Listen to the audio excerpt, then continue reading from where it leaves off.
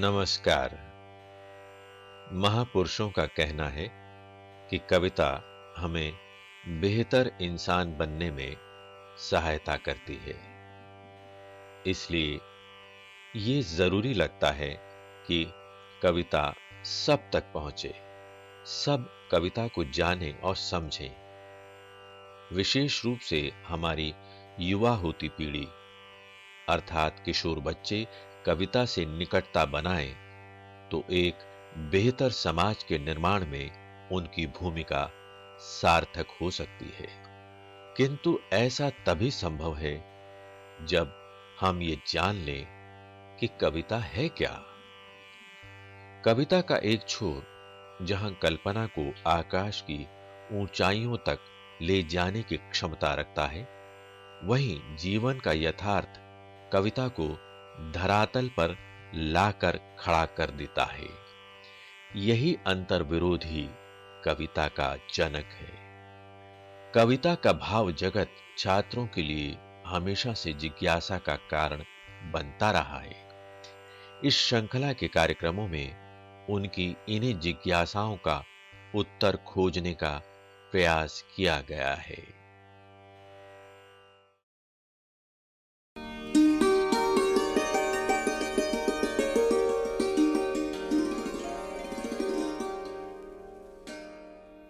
साथियों नमस्कार। आज हम प्रस्तुत कर रहे हैं रीति मुक्त कवि घनानंद और उनकी कविताओं पर आधारित यह कार्यक्रम। ये कविताएं एनसीईआरटी की कक्षा 12 की हिंदी की पाठ्यपुस्तक अंतरा भाग 2 में संकलित हैं। घनानंद के 4 पद पाठ्यपुस्तक में शामिल हैं, जिसमें 2 कवित्त और 2 सवैया हैं। इन कविताओं से जुड़े महत्वपूर्ण बिंदुओं पर प्रकाश डालेंगे डॉक्टर अजय तिवारी और उनसे चर्चा कर रहे हैं डॉक्टर हरिमोहन शर्मा। आइए देखते हैं उनकी बातचीत। साथियों, सबसे पहले परिचय। मैं हूं हरिमोहन शर्मा, दिल्ली विश्वविद्यालय के हिंदी विभाग में पढ़ाता रहा हूं और मेरे साथ हैं डॉक्टर अजय तिवारी। आप दिल्ली विश्वविद्यालय के हिंदी विभाग से सेवानिवृत्त आचार्य हैं और हिंदी साहित्य के प्रमुख आलोचक हैं।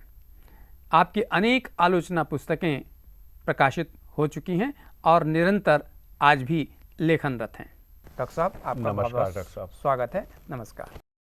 आइए शुरू करते हैं इनसे बातचीत, पर इससे पहले घनानंद की कविताओं का पाठ हो जाए। बहुत दिनान को अवधि आस पास परे, खरे अरबरनि भरे हैं उठी जान को, कही कही आवन छबिले मन भावन को, गही गही राखती ही दे दे सन्मान को, झूठी बती यानी की पत्यानी ते उदास हुए के, अब न घिरत घन आनंद निदान को, अधर लगे हैं आनी करी के पयान प्राण, चाहत चलन ये संदेशो ल सुजान को। दूसरा कवित्त है। आनाकानी आरसी निहारिबो करेगो कोलो, कहा मुँह चकित दशा त्यों न दीठी डोली है, मौन हुसो देखियो कितेक पल पाली हो जू, कूक भरी मूकता बुलाए आप बोली है, जान घन आनंद यो मोही तुम्हें पैंज परी, जानी यगो टेक टरे कौन धमलोली है, रुई दिए रहोगे कहाँ लो बहराए बको, कब हूँ तो मेरी ये पुकार कान खोली है। पहला सवैया है। तब तो छवि पीवत जीवत है, अब सोचत लोचन जात जरे, हित तोष के तोष प्राण पले, बिललात महा दुख दोष भरे, घन आनंद मीत सुजान बिना, सब ही सुख साज समाज टरे, तब हार पहाड़ से लागत है, अब आनी के बीच पहाड़ परे। दूसरा सवैया है।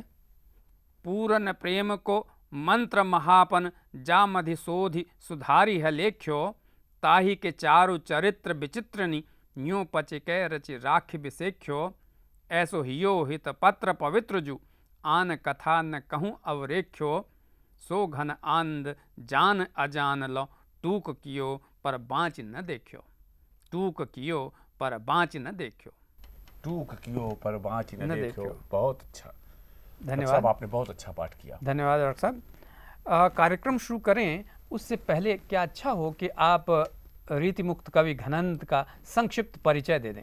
निश्चित रूप से डॉक्टर साहब, घनानंद उन कवियों में हैं जी।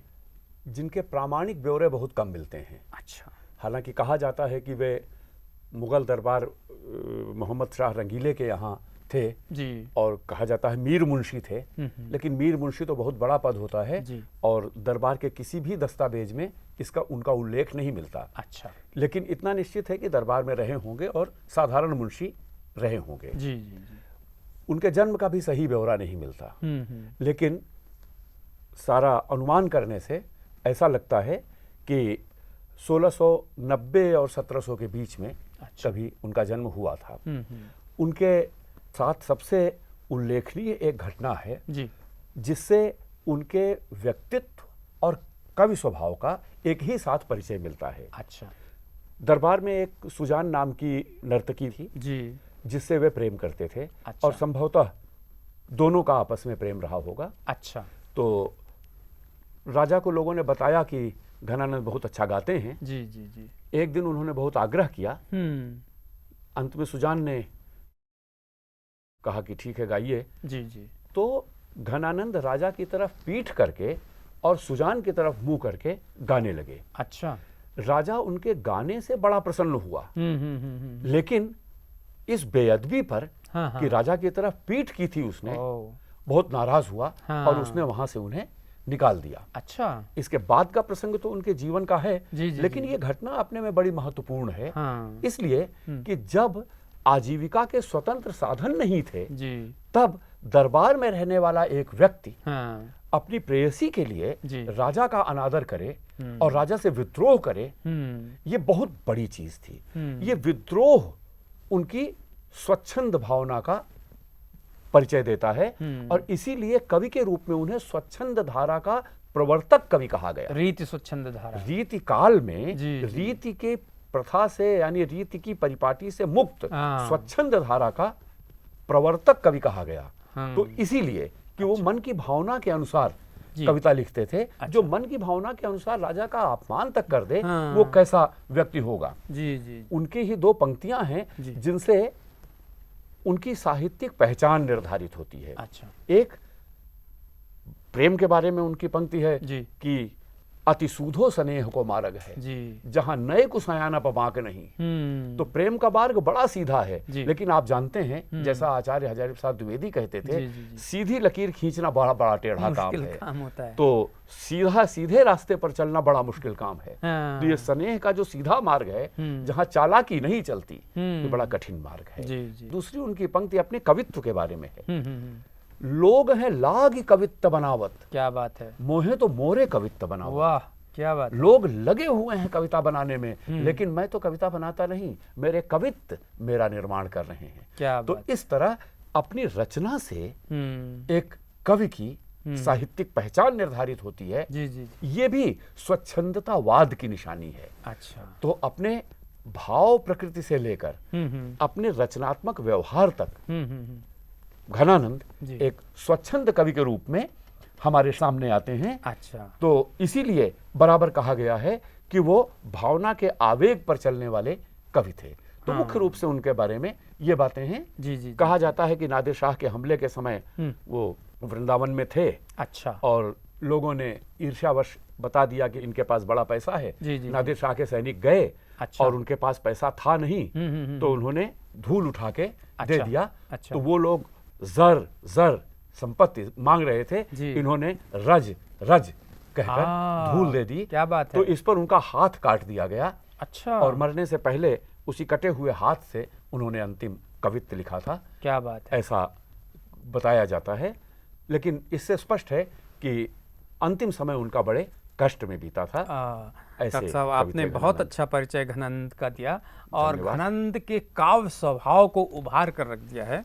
अब हम जो पाठ्यक्रम में कवित्व और सवैये लगे हुए हैं, उनको कुछ समझने के लिए आपसे चाहते हैं कि आप बताएं कि उन्हें रसमूर्ति क्यों कहा गया।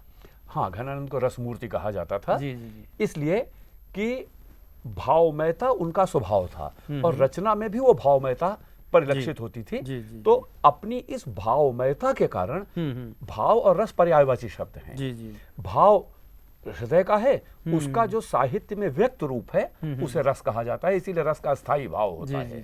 तो इस भावमयता के कारण उन्हें रस मूर्ति कहा गया। अच्छा, पहले ही कवित्व में हम देखते हैं वो कहते हैं झूठी बतियान की पत्यान ते उदास है के अब न घिरत घन आनंद निदान को। तो झूठी बात बतियाना, झूठी और बतियान की पत्यान जी, ते उदास वही के। हाँ, तो ये जो प्रेम का रूप है ये किस प्रकार का प्रेम का रूप? देखिए, इसमें दो तीन बातों पर ध्यान देने की जरूरत है जी।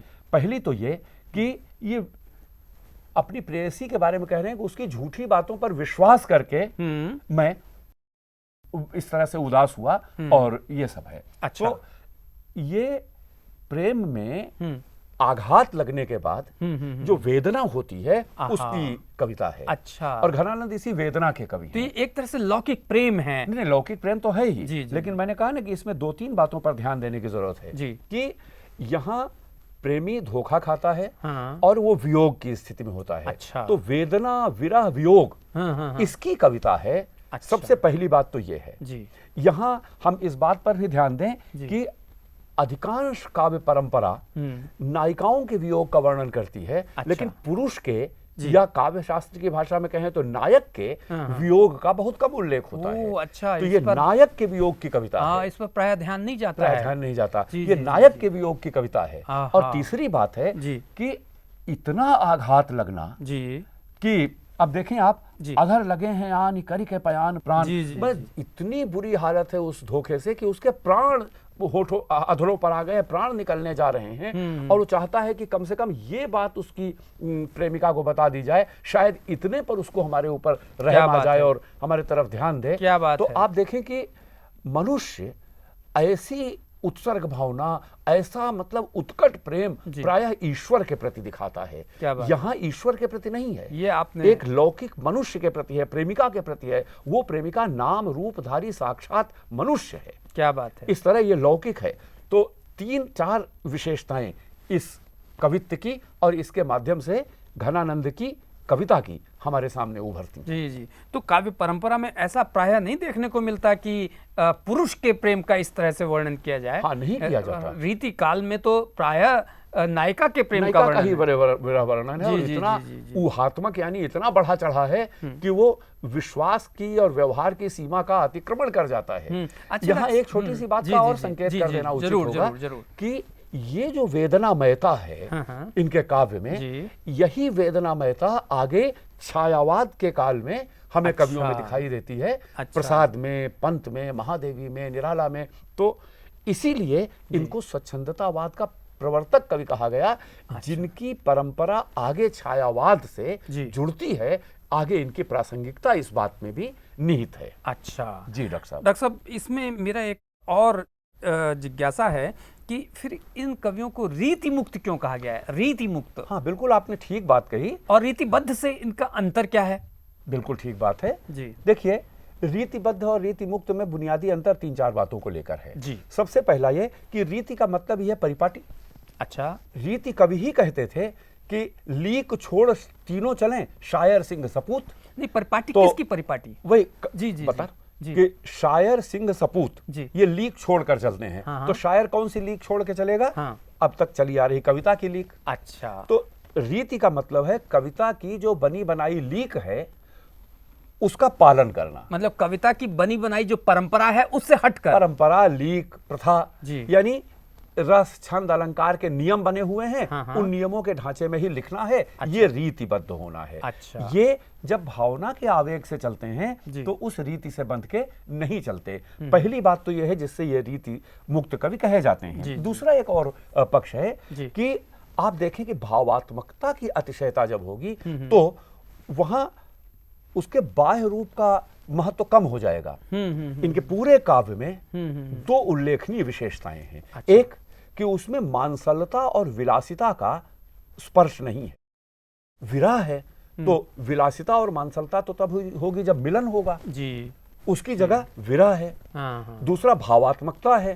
तो भावात्मकता का मतलब यह हुआ कि नायिका के नख शिख वर्णन में कवि नहीं जाता, यानी उसका रूप ऐसा है, ये ऐसा है, वैसा सजी हुई है, ये सब वर्णन नहीं है। जी जी। जैसे शंख जैसा ये है और फला जैसी गर्दन है और जी, जी, जी, जी, जी। तोते जैसी नाक है और पता नहीं ये क्या तो क्या, रीतिबद्ध कवियों ने तो जो इस तरह वो का सब वर्णन- नहीं है, नख हाँ। शिख वर्णन नहीं है। हाँ। तो मांसलता उसके बजाय वेदना, नख शिख की जगह भावात्मकता, अच्छा। और जो काव्य शास्त्र की परिपाटी के आधार पर चलना है उसकी जगह भावना के आवेग से चलना। ये 3-4 बातें हैं जिससे ये रीतिबद्ध कवि नहीं, रीति मुक्त कवि हैं। अच्छा। और दोनों में ये बुनियादी अंतर है। क्या बात है डॉक्टर साहब, ये भी मैं जानना चाहता था कि ये वियोग के कवि हैं परंतु इनका प्रेम एकनिष्ठ है, हाँ, तो ये एकनिष्ठता का आशय क्या है? बहुत अच्छा सवाल आपने किया। जी। देखिए, 2 शब्द हैं, जी। एक निष्ठता और एक तरफा।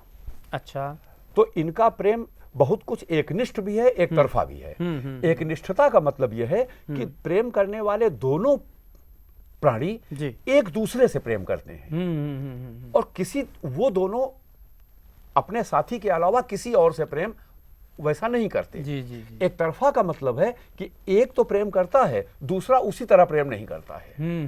यहां एक निष्ठ प्रेम भी है क्योंकि वो सुजान के अलावा किसी से प्रेम नहीं करते, लेकिन एक तरफा प्रेम भी है क्योंकि सुजान उनसे उतना प्रेम नहीं करती। जब दरबार से निकाले गए और सुजान से उन्होंने कहा कि चलो, तो सुजान उनके साथ नहीं आई। अच्छा। वो रह गई दरबार में। अच्छा। तो कौन वहां सड़क पे ठोकर खाता? हाँ। वो राज दरबार की नर्तकी थी। तो ये एक तरफा प्रेम भी था।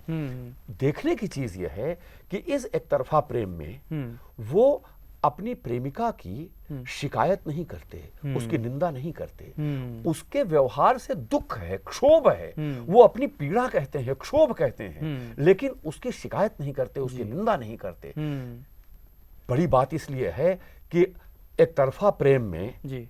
लोग हिंसक हो जाते हैं। हाँ। प्रेमिका को क्षति पहुंचाते हैं। जी, जी, जी। प्रेमिका अगर किसी और के साथ है तो उसे क्षति पहुंचाते जी, हैं। जी, जी, जी। इसकी जगह आप देखें, समय आ जाए जी। तो त्याग कर सके प्रेम वो है। जहां त्याग नहीं करता, नुकसान पहुंचाता है, पाने का प्रयास करता है, तो पाना प्रेम की निशानी नहीं है। अच्छा।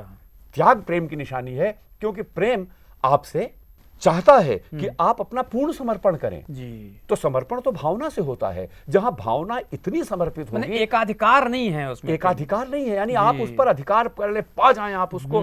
ये पा लेना प्रेम नहीं है। वाह, पा क्या लेना तो बाजार की चीज है, भाई हमारे पास साधन है, हमने पा लिया। हाँ, वस्तु है तो जिससे ले ताकत लिया से हमने। पा लिया, चाहे वो पैसे की ताकत जी, है, जी, चाहे जी। सत्ता की ताकत है, उससे पा लिया। जी, जी। आप देखें, सारी महान कविता सत्ता और धन की ताकत से पा लेने की या शरीर की ताकत से पा लेने की इस आदत का विरोध करने की कविता रही है।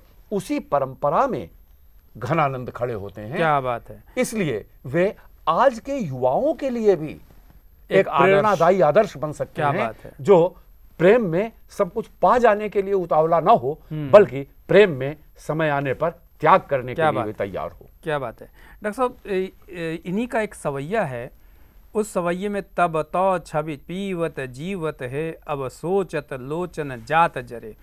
इससे क्या कहना चाहता है कवि? आप एक बात देखें जी। कि इसमें शुरू की और अंतिम पंक्ति भी मैं पढ़ दूं तो अर्थ थोड़ा और जी, जी, जी। उद्भासित हो जाएगा, यानी स्पष्ट हो जाएगा। जी।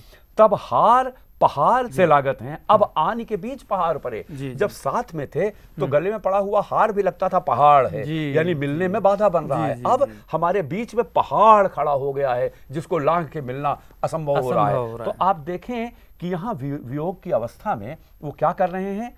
तब तो छवि पीवत जीवत है। उस समय जब साथ में थे, तब एक दूसरे का सौंदर्य जी। देखते हुए, उसी को सौंदर्य का पान करते हुए जीते थे।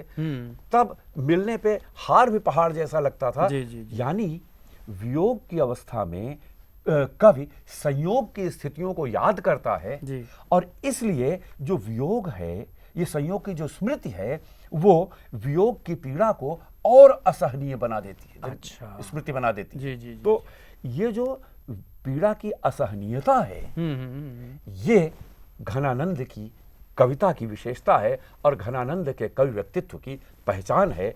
इस छंद के माध्यम से जी। वे इस असहनीय पीड़ा को हमारे सामने उजागर करते हैं। और यहाँ भी उल्लेख करने की बात यह है जी। कि वे अपनी पीड़ा का वर्णन कर रहे हैं। इस पीड़ा के लिए अपनी प्रेयसी को जिम्मेदार ठहराकर, उत्तरदायी ठहराकर उसकी निंदा नहीं कर रहे हैं। क्या बात है। क्या बात ये है। उनकी उनके प्रेम की निश्चलता है। जी जी जी। डॉक्टर साहब, इस दूसरे सवैये में उन्होंने कहा कि पूरन प्रेम को मंत्र महापन। अब ये पूरन प्रेम को मंत्र माने प्रेम को मंत्र तक की ऊंचाई तक ले गए हैं। उन्होंने महामंत्र है जी, महामंत्र है, यानी जी पूर्ण प्रेम का महामंत्र या प्रण जो करते हैं। जी जी जी। यहाँ भी मुख्य सवाल वही है जी। कि वो प्रेमिका के प्रति आक्रोश नहीं दिखाते, उसके प्रति प्रतिशोध की भावना मन में नहीं है कि उसने ऐसा किया अब हम उससे बदला लेंगे। जी, जी, इसके बजाय वे फिर उसकी उपेक्षा का उल्लेख तो करते हैं। जी जी जी। लेकिन उस उपेक्षा के उत्तर में वो अपने प्राण त्यागने की भावना या अपने उसके प्रति अपने उत्सर्ग की भावना को, त्याग की भावना को व्यक्त करते हैं। ये उनके प्रेम की गहराई है। हम बराबर एक बात देखेंगे कि इन सभी छंदों के माध्यम से हम उनके प्रेम की गहराई का दर्शन करते हैं और अपने इस प्रेम की गहराई के कारण घनानंद अपने समय में रसमूर्ति कहे गए और अनन्य कवि माने गए। आज भी इसी कारण वे हमारे लिए महत्वपूर्ण कवि बने हुए हैं और आगे भी जब तक मनुष्य के हृदय में प्रेम की उदात्त भावना रहेगी तब तक घनानंद हमारे लिए इसी तरह स्मरणीय रहेंगे, महत्वपूर्ण बने रहेंगे। डॉक्टर साहब, आपने घनानंद के जो कठिन स्थल थे उनको इतनी सरलता से उद्घाटित कर दिया कि इससे निश्चय ही हमारे विद्यार्थियों को, दर्शकों को बहुत लाभ होगा और घनानंद को समझने में मदद मिलेगी। धन्यवाद डॉक्टर साहब। डॉक्टर साहब, आपने जो जानकारी हमारे साथ साझा की है, हमारे दर्शकों के साथ साझा की है, जो बहुत ही बहुमूल्य है, उसके लिए आपका बहुत बहुत धन्यवाद। आपका भी बहुत बहुत धन्यवाद डॉक्टर साहब। साथियों, अभी डॉक्टर अजय तिवारी ने रीति मुक्त कवि घनानंद और उनकी कविताओं से जुड़े जिन महत्वपूर्ण बिंदुओं पर प्रकाश डाला है वह हमारे विद्यार्थियों के लिए न केवल ज्ञानवर्धक और उपयोगी है बल्कि कविता संबंधी उनकी समझ को विस्तार और नए आयाम प्रदान करता है। हमें आशा है कि ये बातचीत आप लोगों के लिए लाभकारी होगी। फिर भी आप लोगों के मन में कोई प्रश्न, कोई जिज्ञासा हो तो अपने साथियों और अध्यापकों से चर्चा करें, हमें भी पत्र लिखें। हमारा पता है संयुक्त निदेशक CIET चाचा नेहरू भवन, NCERT श्री अरविंद मार्ग, नई दिल्ली 110016। साथियों, अब हमारा कार्यक्रम यहीं संपन्न होता है। हम अगले कार्यक्रम में एक अन्य कवि और उनकी कविता के साथ फिर प्रस्तुत होंगे। तब तक के लिए हमें आज्ञा दीजिए। नमस्कार।